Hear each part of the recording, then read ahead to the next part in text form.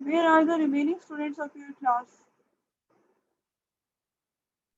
पता नहीं ma'am, message तो किया मुजम्मिल ने इम्पोर्टेंट इन्फॉर्मेशन वाले ग्रुप में।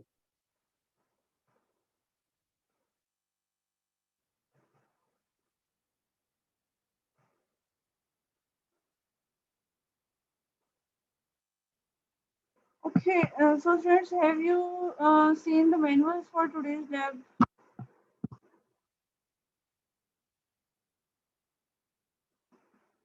आप लोगों ने आज की लैब से रिलेटेड मैनुअल देख लिया है कि आज हमारे पास टॉपिक क्या है?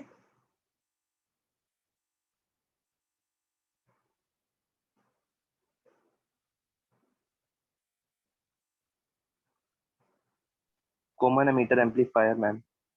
कॉमन एम्पलीफायर, ठीक हो गया, that's good.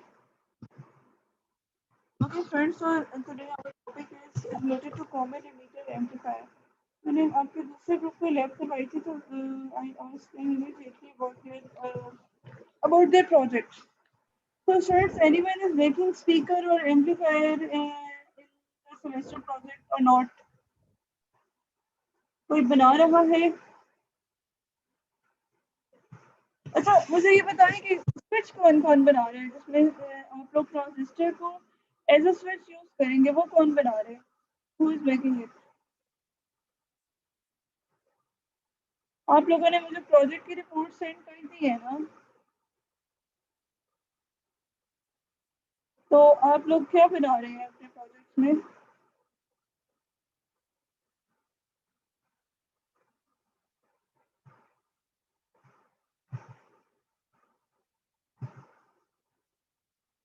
Transistor as a switch कौन बना रहे हैं?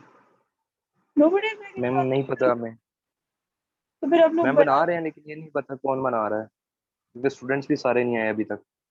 तो 9 स्टूडेंट्स आए हैं, मैंने इसीलिए टाइमली आप लोगों को लिंक से शेयर कर दिया था।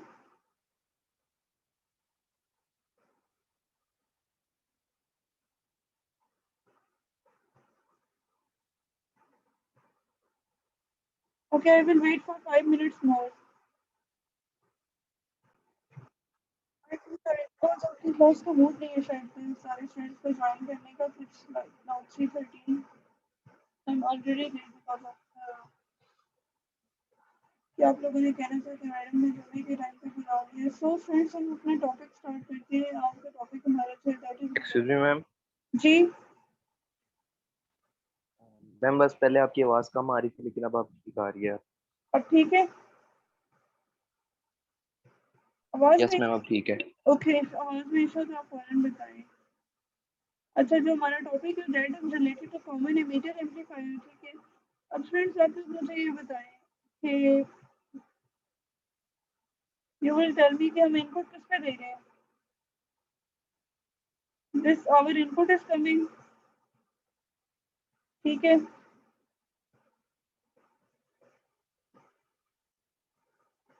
ये हमारी इनपुट आ रही है और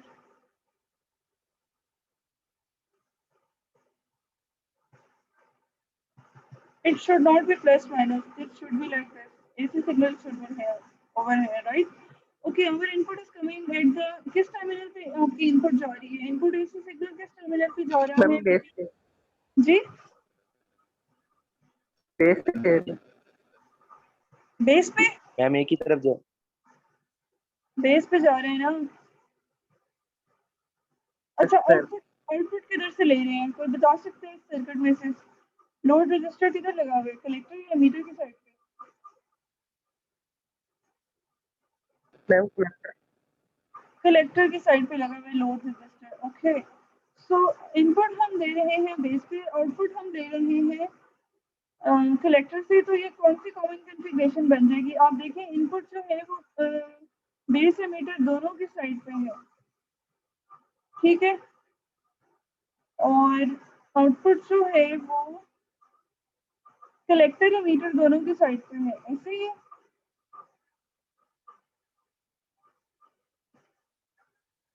इज इट और नॉट? यस यस ठीक है, मैम। तो ये हमारे यस मैम। पास कॉमन एमीटर की कॉन्फ़िगरेशन बन गई। अच्छा फ्रेंड्स, इसमें आप देखें हम लोगों ने AC सिग्नल दिया हुआ है, this is AC। Again I am saying that it shouldn't be plus minus, यहाँ पे हमारे पास AC सिग्नल होना चाहिए। I will amend this in the manual. ये हमारा AC सिग्नल है। तो अब आप देखेंगे इसमें इसने AC सिग्नल तो चलिए दे दिया है, फाइन, इसने AC सिग्नल दिया है।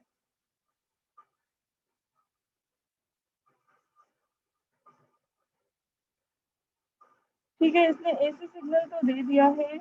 तो फिर बच्चे इसमें ये VCC से लगाया हुआ है, ये क्यों लगाया हुआ है? Anyone can tell me that?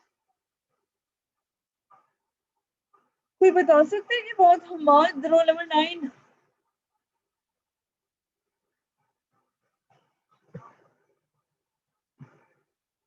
Question repeat. Ji,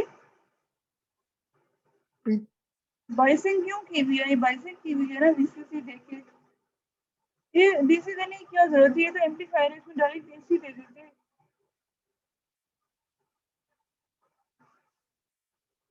role number 1, where's roll number 1 of your class, where's the CR। Ma'am शायद अली का कुछ इशू बना है, इस वजह से वो पहले भी क्लास में थी। चलिए ठीक है, अली का तो नेट डिस्कनेक्ट हो गया। आप लोग बताएं।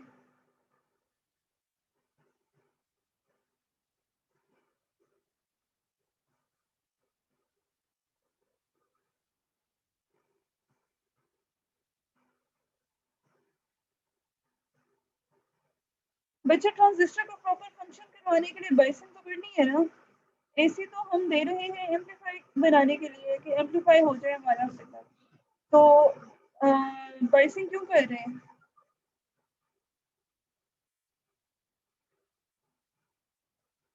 बाइसिंग इसलिए कर रहे हैं कि हमारा ट्रांजिस्टर प्रॉपर्ली फंक्शन करे। क्यू पॉइंट का आइडिया है आप लोगों को? वो जो मैंने बताया था आप लोगों को, Q point, operating point, quiescent point. Yes ma'am.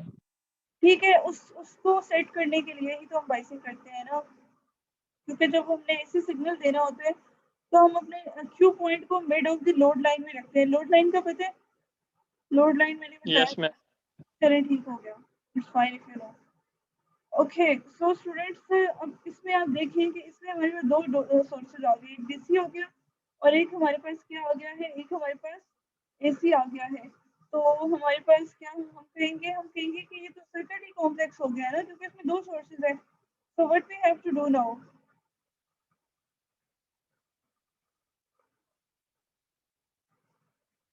अब हम क्या करें? अब हम ये करेंगे कि हम DC एनालिसिस अलग करेंगे और AC एनालिसिस सेपरेटली करेंगे, and then we will add them both by superposition theorem. Okay, yes ma'am. बस फहद की आवाज आ रही यस है मैम। आपको? अच्छा, यस मैम। चलिए ठीक है, गुड है। और भी तो आई। अब स्टूडेंट्स इसको थोड़ा सा आप पढ़ना शुरू करें। इसमें क्या लिखा हुआ है? What we have written over here as amplification. क्या होता है? एम्प्लीफिकेशन होता है कि हमने किसी सिग्नल अपने जो सिग्नल है उसकी स्ट्रेंथ को इंक्रीज करना है। एम्पलीफायर आर द डिवाइसेस जो एम्प्लीफिकेशन करेंगी और हमारा जो सिग्नल है उसकी शेप खराब नहीं करेंगी, फ्लिप नहीं होगी। साइन है तो साइन ही वापस मिलेगी, ट्रायंगल दे रही है तो ट्रायंगल ही होगी, राइट? अच्छा, इसको पढ़े यस मैम। आगे इसने क्या लिखा? नेक्स्ट रोल नंबर 9, आप ये आगे से रीडिंग करके बताएं क्या लिखा हुआ है इसमें। BJT और यस हमारे, कोई तो बोले। But BJTs are frequently used as amplifier, ठीक है? It is current amplifier having 3 terminal now. I will not say this. Current amplifier common collector है, ये भी आपका इसमें चेंज हो रहा है, मैं बोलता हूँ, ठीक है? इसके 3 टर्मिनल है, बेस, एमीटर और कलेक्टर। तो जो स्मॉल करंट है बेस का वो कंट्रोल करेगा लार्ज करंट को जो फ्लो कर रहा है कलेक्टर में, ठीक है? जो बेस का करंट है वो कंट्रोल करेगा, क्योंकि बेस इनपुट है, इनपुट पे सिग्नल आ रहे हैं, वो कंट्रोल करेगा कलेक्टर टू एमीटर को, ठीक है? कलेक्टर टू एमीटर हम क्यों कह रहे हैं? क्योंकि आउटपुट हम कहाँ से ले रहे हैं कॉमन एमीटर में?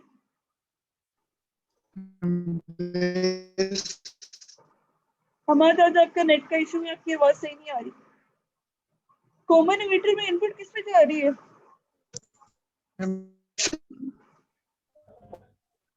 मैम बेस से बेस में जा रही है और आउटपुट किससे ले रहे हैं? कलेक्टर से। आउटपुट हम कलेक्टर से ले रहे हैं। अच्छा, तो कलेक्ट तो कॉमन टर्मिनल कौन सा होगा जो दोनों तरफ है, बेस की तरफ भी और कलेक्टर की तरफ भी? That is your emitter. Okay, yes ma'am. अच्छा, तो हमारा जो स्मॉल करंट है बेस पे वो कंट्रोल करेगा जो लार्ज करंट फ्लो कर रहा है कलेक्टर टू एमीटर के। दिस मेक इट पॉसिबल, ठीक है, क्योंकि बेस का करंट है वो कलेक्टर के करंट को कंट्रोल करेगा, तो हमें लार्जर एम्पलीफिकेशन मिलेगी वोल्टेज की। और क्योंकि हम आउटपुट जो है वो पैरेलल में ले रहे हैं कलेक्टर के साथ। कैसे पैरेलल में बनेगा ये देखें।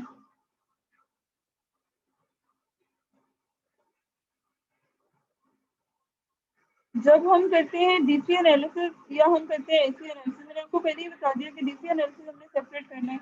तो अगर हमने डीसी एनालिसिस करना है स्टूडेंट्स, तो आप लोग मुझे बताएं कि कैपेसिटर जो है वो डीसी के लिए क्या करते हैं? शॉर्ट होते हैं या ओपन होते हैं? ओपन। ओ वेरी गुड, ओपन हो जाते हैं। मैम तो ओपन ओपन हो होते हैं, जाते हैं, ओपन यस होते हैं। मैम। ओके, अगर ओपन हो जाते हैं तो ये कॉमन एमीटर एम्पलीफायर का जो सर्किट है ये क्या बन जाएगा? ये इतना सा सर्किट बन जाएगा ना, बस। बाकी कैपेसिटर यस खत्म। मैम। अगर ये ओपन हो गए तो ये चीज भी खत्म और ये चीज भी खत्म और ये वाला जो है सीई ये भी खत्म। ओके, इफ इट अगर ये इस तरह होगा तो फिर हमारा जो सर्किट है उसकी शक्ल कैसी आ जाएगी? कहाँ है सर्किट? कॉमन एमीटर एम्पलीफायर कहाँ गया? अच्छा, ये तो प्रॉपर सर्किट डायग्राम में मैं आपको दिखाती हूँ।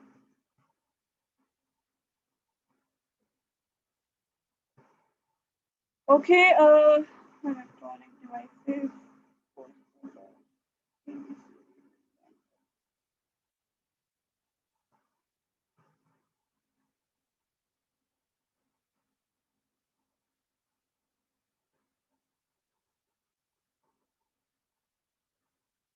ओके, तो बच्चे ये सर्किट बचेगा, ऐसे ही है ना? जब कैपेसिटर को आप ओपन करेंगे तो आपके पास चीज तो ये सामने आएगी। इज इट और नॉट? ये देखिए, ये आपका कॉमन एमिटर एम्पलीफायर का सर्किट है। ये आपका कॉमन एमिटर एम्पलीफायर का सर्किट है। Yes ma'am. इसमें जब आप कैपेसिटर्स को ओपन करेंगे तो हमारा जो सर्किट है वो इस तरह का आएगा। ठीक है, सिर्फ ये चीज आपकी रह जाएगी ना? इज इट ओके और not? Yes ma'am. Yes ma'am. Okay okay. अच्छा, अब क्या करना है? अब डीसी एनालिसिस में हमने इसमें यहाँ पे क्या स्टोरी लिखी है? In this arrangement the output taken from connector to emitter input base emitter common emitter amplifier. अच्छा, ये कौन सा सर्किट है? ये आप लोग बाइसिंग बता सकते हैं कौन सी सेल्फ बाइस है? मैम या ये एमीटर बॉयस कॉन्फ़िगरेशन है। एमीटर बाइस वाले तो वेरी बैड है। एनीवन यस, हमारा आप मैसेज में बता दें, आपका नहीं ओहो पता मैम, ये चलता। वोल्टेज डिवाइडर रूल है। Yes, this is voltage divided by. This is voltage divided. This is common emitter, and we can say this is voltage divided by. इसमें तीन कैपेसिटर है, वन एट इनपुट, ये input coupling capacitor है, ये output coupling capacitor है और ये बाइस कैपेसिटर है। बाइसिंग कैपेसिटर लगाया है एमीटर की रेजिस्टेंस को स्टेबलाइज करने के लिए। ठीक है, input signal is applied at base, output हम कलेक्टर से ले रहे हैं, ये हमें पता चल गया। अच्छा, ये इसके बाद हम कह रहे हैं ऑपरेशन की बात। First of all, transistor properly biased क्योंकि बाइसिंग क्यों करते हैं? सर्टेन डीसी कलेक्टर का करंट आ जाए, कलेक्टर की वोल्टेजेस आ जाए, क्योंकि हमने क्यू पॉइंट भी तो बनाने हैं ना, जस्टिफाई करने हैं क्यू पॉइंट, करने हैं या नहीं? ऑपरेटिंग पॉइंट, यस मैम करना है।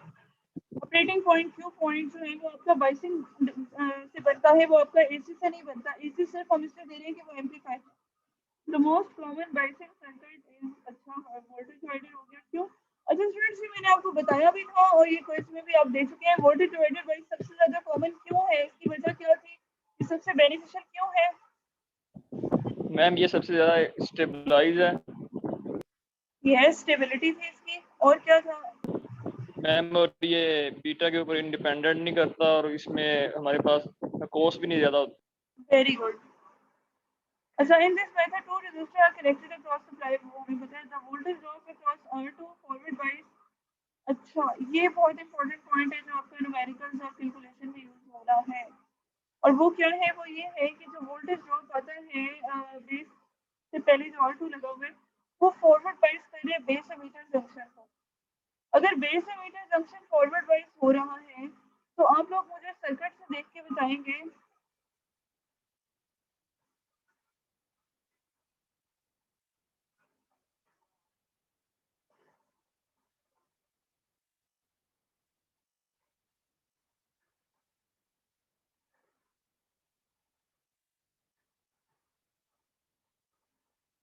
ओके स्टूडेंट्स, इसमें अब आप लोग मुझे बताएं कि अगर हमारे पास बेस एमीटर फॉरवर्ड बाइस हो रहा है तो एक्चुअल में हम ये कह सकते हैं कि ये क्या है। बेस एमीटर को अगर देखें, सेलेक्टर को रिमूव कर दें तो ये ट्रांजिस्टर बचेगा या डायोड बचेगा? थोड़ी देर के लिए कलेक्टर को भूल जाए, डायोड बचेगा। अच्छा, अगर डायोड फॉरवर्ड वाइज हो रहा है यानी ये पीएन जंक्शन है तो इसके वोल्टेज का ड्रॉप जो है वो सिलिकॉन के 0.7 होगा, 0.7 रहेगा, सिलिकॉन के लिए 0.7 और रहेगा, 0.3 होगा जर्मेनियम के लिए। जर्मेनियम का। अच्छा, अब क्या है, जितने भी न्यूमेरिकल्स आएंगे और एम्पलीफायर के आएंगे उसमें अपने हमेशा याद रखना है, कैलकुलेशन करते हुए बीबीई जो है लैब में आपने याद रखना है कि VBE always come out to be 0.7। इसको बिल्कुल नहीं, आपने इसकी मतलब दिस इज, इसकी मैंने आपको लॉजिक बता दी है, इसको आपने हमेशा इतना ही रखना है। क्यों? क्योंकि ट्रांजिस्टर जो है वो एम्प्लीफिकेशन में किस रीजन में यूज होता है? रीजंस मैंने आप लोगों को बताए और मैंने लास्ट टाइम में भी बताया हुआ है जब मैं आप लोगों को पढ़ा रही थी characteristics. I have told you very clearly कि ट्रांजिस्टर की कैरेक्टरिस्टिक्स के बाद हमने इसकी एप्लीकेशंस देखते हैं। सबसे पहले इलेक्ट्रॉनिक डिवाइस की कैरेक्टरिस्टिक्स, फिर एप्लीकेशंस। तो एप्लीकेशन में हमारे पास जो ट्रांजिस्टर है वो एज एम्पलीफायर किस रीजन में यूज होता है?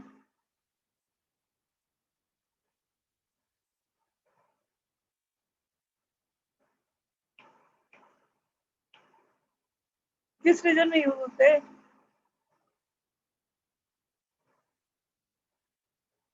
Very bad class. अब ये आपने कभी नहीं भूलना कि ट्रांजिस्टर एम्पलीफायर के तौर पे सिर्फ एक्टिव रीजन में यूज होगा। ओके, और स्विच के तौर पे किस रीजन में यूज होगा?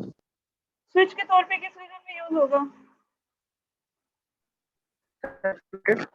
सैचुरेशन और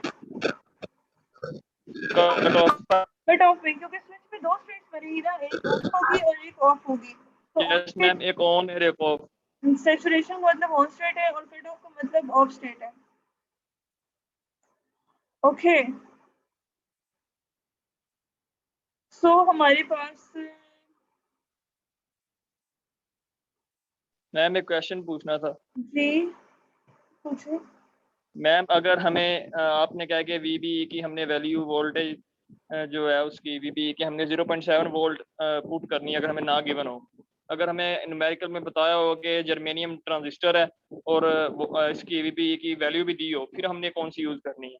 नहीं, वो कभी भी आपको वीबी की वैल्यू नहीं देंगे। क्यों? क्योंकि फ्रेंड्स यहाँ पे तो ये बात क्लियर लिखी है, रूल नंबर 21 यहाँ पे इसने क्लियर कट बता दिया है। और जब एम्पलीफायर की बात हो रही होती है तो उसका यही मतलब है कि ट्रांजिस्टर ने एक्टिव रीजन में यूज होने हैं। और ये आपकी कैरेक्टरिस्टिक्स में मैंने आपको बताया था, जब हम कॉमन एमीटर की बात करते हैं और सैचुरेशन की बात करते हैं तो उसका मतलब है कि एमीटर बेस फॉरवर्ड बाइस होगी और उस सैचुरेशन रीजन में कलेक्टर बेस भी फॉरवर्ड बाइस होता है।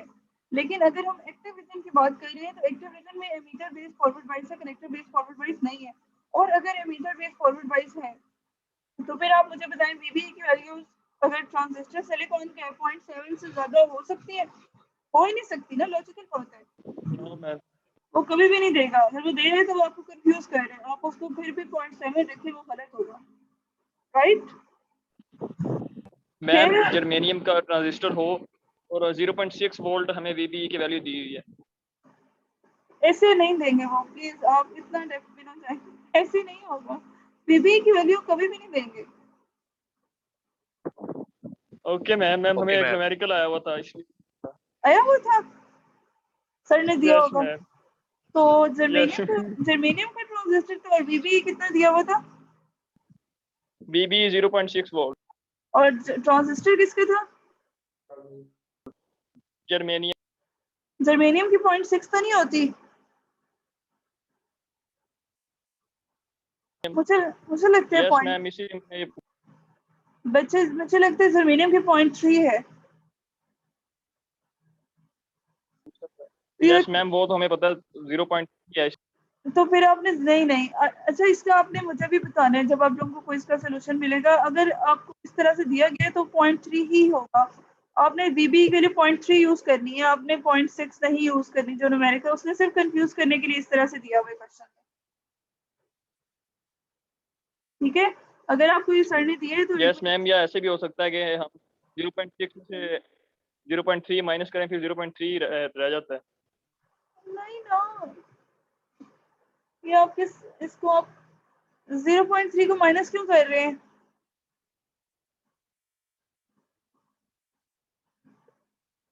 सोल्यूशन कब मिलना है कोई इसका? मैम अभी तो असाइनमेंट आज सबमिट करवानी है, क्विज नहीं है। अच्छा अच्छा, तो ये तो बहुत गलत बात है। आप लोग हमेशा सर की असाइनमेंट पहले मेरे से क्वेश्चन पूछते थे, मैडम एक क्वेश्चन पूछना है, पिछली दफा दूसरी पिछली मैम दफा आप लोगों को चाहिए मैम आपने जर्मेनियम। बताया तो this is very bad.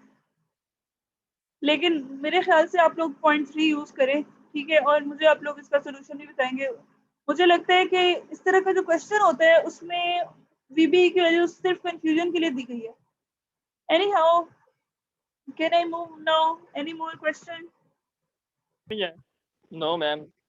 Okay, तो अब डीसी एनालिसिस हम क्यों करते हैं? डीसी पैरामीटर को फाइंड आउट करने के लिए। ये आप देख लें, सारे जो इधर लिखे हुए हैं इसके बेस या एक्सपोनेंट इसको बोलते हैं, ये सारे कैप्स लॉक में है। क्यों? क्योंकि डीसी एनालिसिस है, डीसी में हमेशा इनको कैपिटल में लिखेंगे।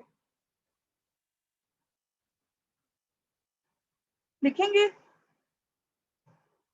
Yes ma'am. अच्छा, ये क्यू पॉइंट ऑफ ट्रांजिस्टर को फाइंड आउट करने के लिए डेफिनेटली हमने यूज करना है। तो डीसी एनालिसिस के लिए कैपेसिटर जो है ओपन कर लेंगे सारे, वो हमें पता है। अब ये सारी वैल्यूज फाइंड आउट कैसे करनी है? नीचे इनकी वैल्यूज दी गई है, आप लोगों को खुद आनी चाहिए स्टूडेंट्स।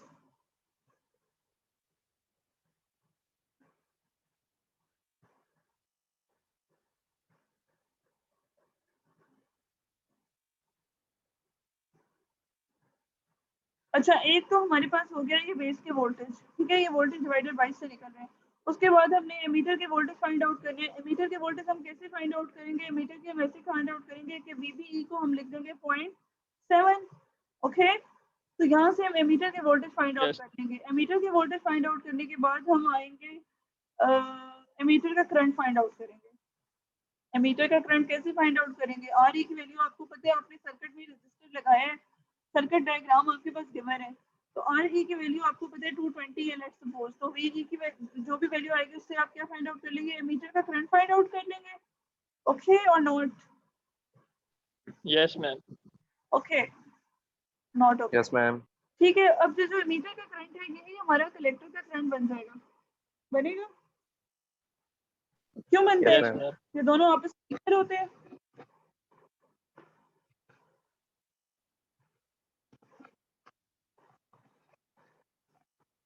अच्छा, ये भी हमने निकाल लिया। अब स्टूडेंट्स 1.3 क्वेश्चन में कोई चीज ऐसी है जो आप ना निकाल सकें? Tell me. और नो मैम। क्योंकि VCC भी आपको गिवन है, RC भी आपको गिवन है, VC आप निकाल लेंगे। अब जब भी आप निकाल लेंगे तो आप क्या 1.6 क्वेश्चन पे जा सकते हैं और नॉट? जा सकते।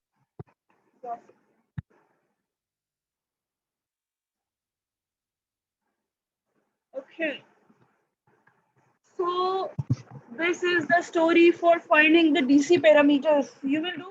मुझे लगता है सारे कर लेंगे ना? एक असाइनमेंट होनी चाहिए, नहीं मल्टी मैम। दे देनी है। मेरा काफी इस टॉपिक के बाद मेरा प्लान है कि मैं आप लोगों को ना ऐसे असाइनमेंट्स दूंगी ना कि आप लोग जब लैब में शायद तशरीफ लाएंगे तो आप लोग सारी कैलकुलेशंस जो है वो करके लाएंगे। क्या ख्याल है? कैलकुलेशंस करके लाएं थ्योरेटिकल, इसमें क्या साइंस है? इसमें इतनी मुश्किल तो नहीं नहीं है मैम, ना? थ्योरी ठीक है। इसमें कोई क्यूरी है? जब आप ये कैलकुलेशन करके लाएंगे तो आपके थ्योरेटिकल वैल्यूज का टेबल फिल होगा। आते साथ थ्योरेटिकल वैल्यूज फिल कर लेंगे, प्रैक्टिकल निकालेंगे और पता चल जाएगा कितना डिफरेंस है। ओके, ये तो होना चाहिए स्टूडेंट्स, ये सर्किट भी बना हुआ है, निकालिए ना, अभी निकाल लें। Okay, so this is all about the DC parameter analysis. Have you any query in DC analysis? मेरे ख्याल से तो नहीं है।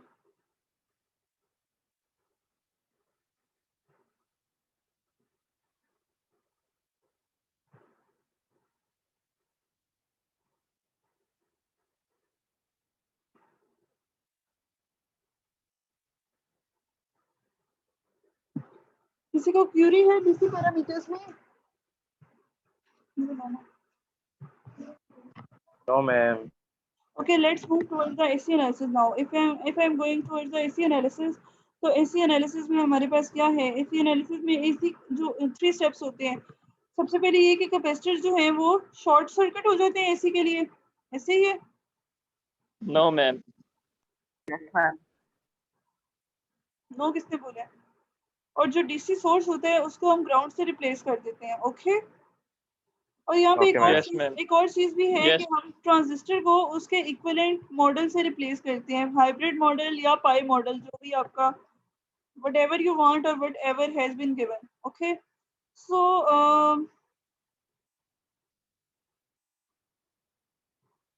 ये देखें स्टूडेंट्स, ये हमारे पास ट्रांजिस्टर का रिप्लेसमेंट आ गई।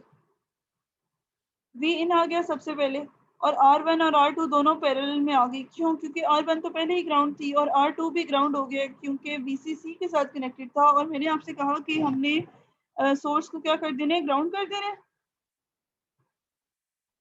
ठीक है, सोर्स आपका ग्राउंड हो गया, इसलिए R1 और R2 पैरेलल में हो गए। एक चीज यहाँ पे आ रही है, दैट इज एमीटर की internal resistance. This actually should be only RE।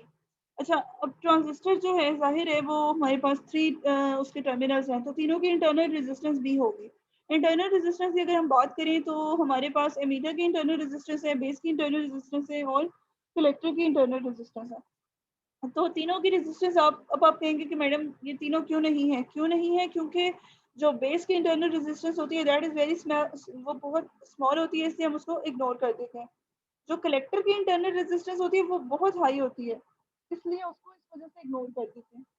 Right, रह जाती है सिर्फ एमीटर की इंटरनल रेजिस्टेंस जो आपको सामने नजर आ रही है, जिसमें से बेस का करंट फ्लो कर रहा है। Right, Yes. Yes. Yes, ma'am. Fine. Next हमारे पास क्या आ गया? नेक्स्ट हमारे पास आ गया RC और RL, और ये दोनों पैरेलल में है। क्यों? क्योंकि RC अगर आप अपनी डायग्राम में देखें तो वो RC को आप देखें, ये VCC के साथ कनेक्टेड है, तो RC जो है वो ग्राउंड हो जाएगा, क्योंकि मैंने आपको बताया VCC को हम ग्राउंड कर रहे हैं और RL तो पहले ही ग्राउंड है। देखो, RL तो पहले ही ग्राउंड है ना, जो आपकी लोड रेजिस्टेंस है। सॉरी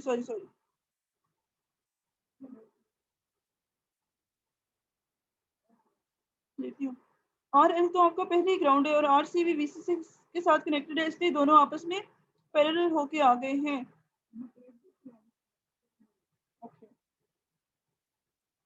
ठीक है, और स्टूडेंट ये जो चीज आई है ना, ये जो मॉडल ऑफ ट्रांजिस्टर इसने लिखा हुआ है, ये आपको पता है ये इसने ट्रांजिस्टर का हाइब्रिड नहीं है, मेरे ख्याल से ये पाई है। Any how, this is just for telling you कि इस तरीके से हम मॉडल बनाते हैं एम्प्लीफिकेशन के लिए। ओके, ओके और नॉट? Madam. Yes, ma'am. अच्छा, ठीक हो गया।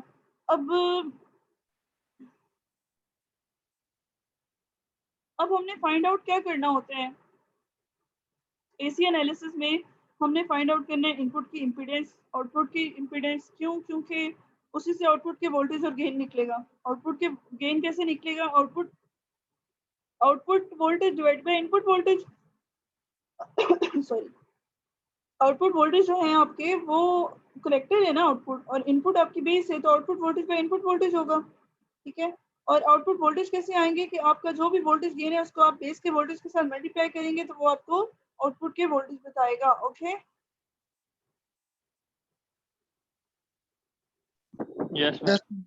अच्छा, अब इसमें क्या है, अब हमने इनपुट की रेजिस्टेंस फाइंड आउट करनी है, और इनपुट की रेजिस्टेंस उसने ये कैसे लिखी है स्टूडेंट्स, आर इन बेस को उसने बीटा आर ई लिखा है। इस डायग्राम को अब देखें, ये तीनों आपस में पैरेलल में है या नहीं है?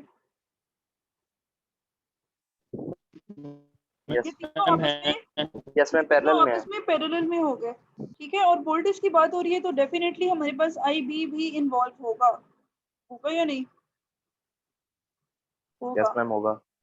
लेकिन वो बीटा बीटा आई बी जो है ना वो कैंसिल हो जाता है, ट्रांजिस्टर का बीटा भी हम लेंगे। सॉरी, अच्छा ये तो अगर हम बात करें सिर्फ इम्पीडेंस की